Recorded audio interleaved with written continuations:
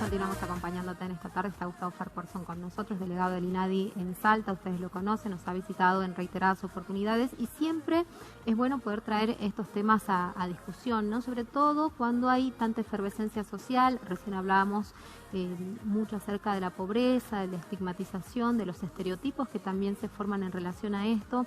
Gustavo nos había comentado en otras ocasiones que el tema de la pobreza es recurrente en las circunstancias de discriminación, en lo que se denuncia, ¿no? Muchas veces hasta incluso pasa casi invisibilizado, es como que está naturalizado en distintas situaciones, así que queremos también conocer acerca de esto. Hablábamos del enfrentamiento de pobres contra pobres, de trabajadores que están quizás en un empleo regularizado y otros que están en la calle hoy tratando, ¿no?, de lograr esa inserción definitiva en el sistema laboral y de aspirar a una vida digna. ¿Cómo estás, Gustavo? Bienvenido. Gracias por la invitación, Mabel.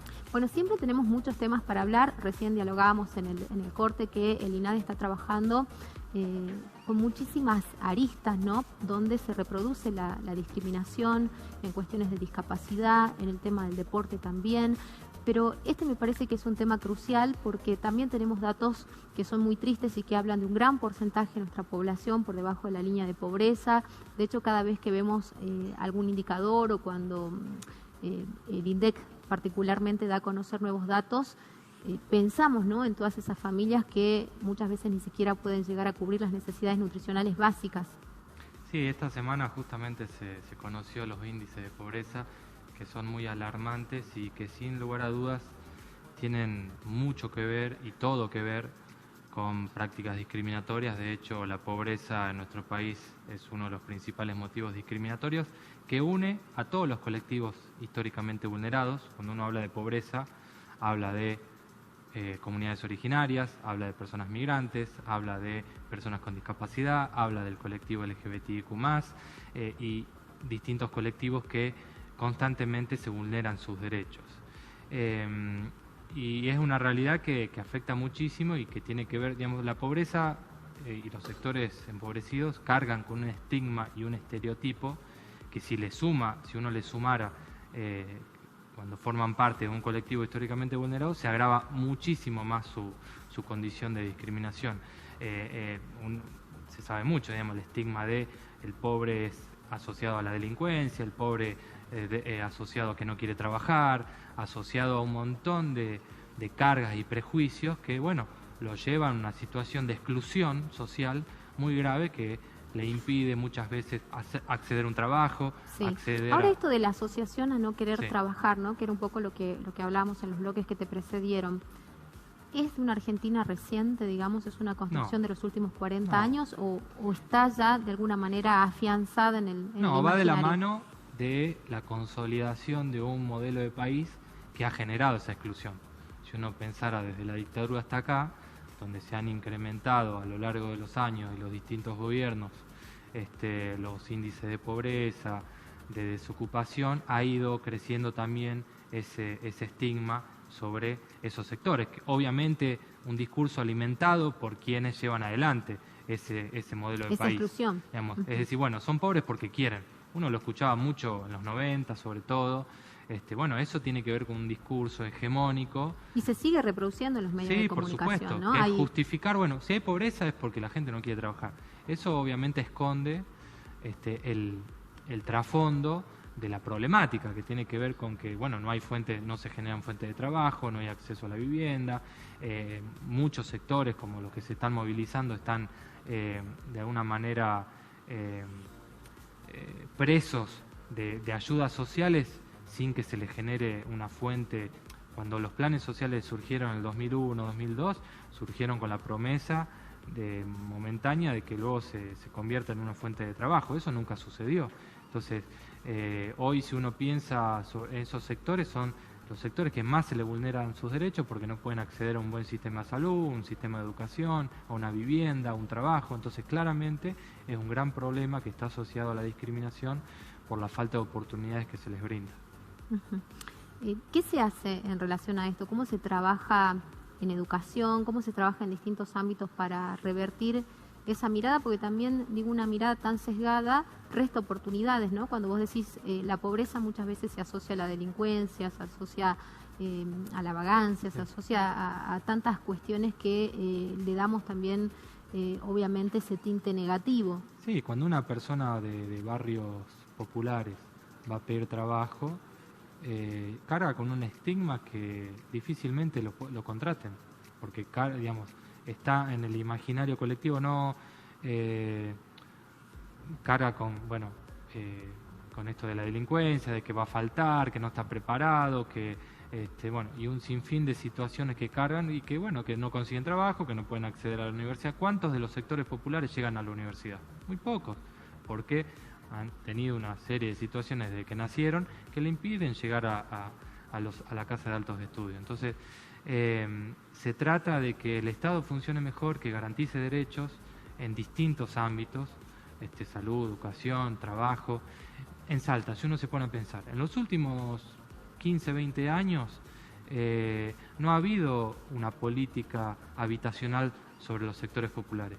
No, porque en realidad yo siempre lo discuto, ¿no? Esto de que digo, le entregamos la casa a aquel que tiene más posibilidades. El IPB está creado para la clase media, que también necesita una casa. Obviamente que sí, pero muchas veces ves que esas casas que se entregan, no te digo que son demolidas, pero son ampliadas rápidamente a unos niveles que vos decís, capaz que si le damos el terreno se hacían la casa igual y fabulosa. No hay un plan habitacional para los sectores populares.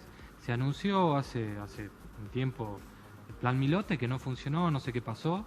Pero si uno ve y va, digamos, Salta en los sectores populares ha crecido mediante asentamientos en los últimos 15, 20 años. Entonces eso también es un sistema de exclusión. Y con condiciones indignas, donde Totalmente. no te llega, donde obviamente las conexiones de luz no son seguras, son absolutamente precarias, donde no hay acceso a cloacas, donde no hay agua potable en muchas oportunidades.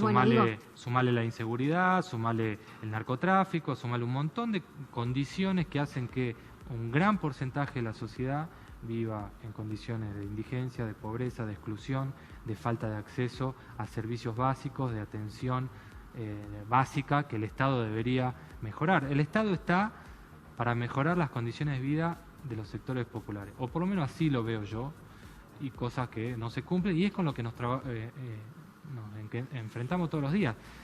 La discriminación tiene que ver con garantizar derechos, y hoy muchos de esos derechos no se cumplen. Bueno, y vos recién hacías o ponías énfasis en esto, ¿no? Va ligado a colectivos que generalmente son minoría y son excluidos, ¿no? Por eso también yo, cuando pensaba en este momento, en poder entrevistarte, en poder dialogar con vos, también pensaba en algo que ha proliferado o que quizás se ha metido discursivamente con mayor fuerza en los medios de comunicación, que es la transfobia.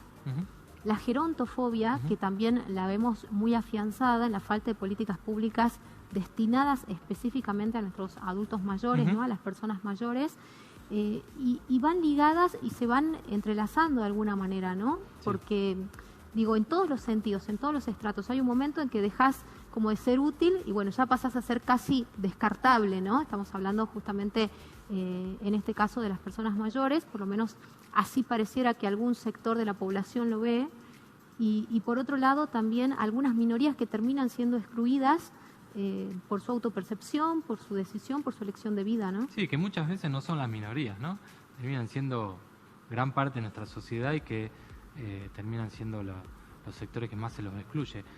Hay discriminación y prácticas violentas hacia todos esos colectivos que vos mencionás, adultos mayores, colectivo LGBTIQ+, personas migrantes. Hay un discurso de odio permanente que se repite. Nosotros trabajamos mucho el tema de la normalidad, ¿no? Que estos días estuvimos haciendo una campaña con algunos videos. Digamos, lo que está por fuera de lo que se considera normal es a lo que se lo excluye, es lo anormal. Lo normal, ¿qué es? Digamos, ¿qué encuadra lo normal, no? Una persona hetero, sin discapacidad, que pueda trabajar, católico, blanco. Lo que está por fuera de esos estereotipos, esos esquemas que uno llama normal, es a lo que se excluye. Digamos, obviamente algunos tienen una carga mayor de exclusión, personas con discapacidad, por ejemplo, personas trans. Hemos visto casos que uno no puede creer que sigan pasando, varones trans adolescentes que son excluidos del sistema educativo. Cuando tenemos leyes, siempre volvemos a lo mismo. Tenemos leyes ya de hace varios años que garantizan derechos a esos colectivos, pero no se cumplen. ¿Qué va a pasar con eso? Porque creo que en una de las últimas apariciones que tuviste acá en el programa, justamente hiciste referencia a esto, ¿no? A la necesidad de poder, de alguna manera, fortalecer la formación en los sectores públicos, en los agentes públicos de todos los estamentos, acerca de estas leyes, acerca de las leyes que obviamente han sido promulgadas y promovidas para evitar estos tipos de discriminación. Sí, mira, uno de mis grandes objetivos en mi gestión, que en algún momento va a terminar, es que se apruebe este proyecto de ley que hemos presentado en diciembre, que busca que los funcionarios públicos se capaciten en perspectiva antidiscriminatoria e inclusiva, que conozcan las leyes vigentes, que conozcan el marco normativo que existe sobre estos colectivos que venimos hablando, y que la función que realicen, sea pequeña, grande, sea desde si estás en mesa de entrada o hasta el propio gobernador, estén formados en esas temáticas, y que la función que desarrollen la hagan en el marco de las necesidades que tienen esos colectivos. Digamos, porque cuando uno habla de discriminación implica que el Estado funcione mejor. Para que el Estado funcione mejor, sus funcionarios tienen que conocer todas estas temáticas. Bueno, ese proyecto busca eso, perspectiva indígena, perspectiva de migrantes, perspectiva de personas con discapacidad. Es necesario fortalecer y mejorar el Estado. También lo hemos presentado, lo estamos proponiendo una concejal, para que también los agentes municipales tengan la misma capacitación. Esto, por supuesto, es un trabajo que no es automático, lleva su tiempo, pero tenemos que tener un Estado a la vanguardia de la defensa y la garantía de los derechos de todas las personas. ¿Cuánto ha proliferado el discurso discriminatorio en todos sus sentidos en pandemia? ¿Cuánto se afianzó, sobre todo cuando vos decís el Estado tuvo que ponerse al frente, ¿no? Y muchas veces salir a contrarrestar y a tratar de auxiliar en distintas situaciones? Se ha visto un incremento de las denuncias y de las consultas en pandemia, producto de que los organismos estaban cerrados, producto de la pandemia. Muchos de los recursos que el Estado destinaba, por ejemplo, a las comunidades originarias ya no llegaban, producto del aislamiento. Entonces la gente recurría al INADI para, bueno, por lo menos saber dónde me pueden atender, dónde puedo llevar adelante este trámite. Se han dado muchos discursos de odio sobre las personas que han dado positivo por COVID, se dieron discursos y prácticas discriminatorias hacia los profesionales de la salud. Hemos visto vecinos apedreando colectivos a reingresantes que estaban en otra provincia y que tuvieron que volver a sus casas. Se han visto muchas prácticas discriminatorias, y cuando uno... Ahora está muy instalado el tema de la discriminación y siempre me preguntan si aumentaron. Yo creo que tiene que ver mucho con que se visibiliza más. Y con que se ha desnaturalizado quizás, ¿no? Sí, pasó algo muy similar, y vos lo sabés, con la violencia de género. Sí, lo que costó, claro, instalarlo, que se perciba que la violencia de género era algo grave. Sí, sí. Costó mucho. Bueno, con la discriminación está pasando algo similar, y muchas cosas que se naturalizaban, la gente ya las ve como un problema y lo denuncia. En redes sociales, en oficinas públicas, en el INADI. Entonces eso... nos permite a nosotros, bueno, visibilizar esas situaciones y encontrar soluciones. Yo cuando asumí, los funcionarios ni me atendían el teléfono. Hoy yo pido una reunión, me reciben, armamos y coordinamos trabajo en conjunto. Hay un avance, falta muchísimo, pero creo que el Estado y la sociedad empiezan a entender que hay que trabajar para construir una sociedad más inclusiva de la que tenemos. Muchísimas gracias, Gustavo. Gracias. Como siempre, un placer poder escucharte y poder traer estos temas en las tardes de aquí de Canal 10 para poder compartirlos con todos ustedes del otro lado, ¿no? Nosotros empezamos a despedirnos, te agradecemos que hayas estado acompañándonos en esta jornada y por supuesto te recordamos que la cita es mañana aquí a partir de las 16:30. Chau, chau. Dijiste que mis labios son amargos. El 10 TV, Televisión Salteña.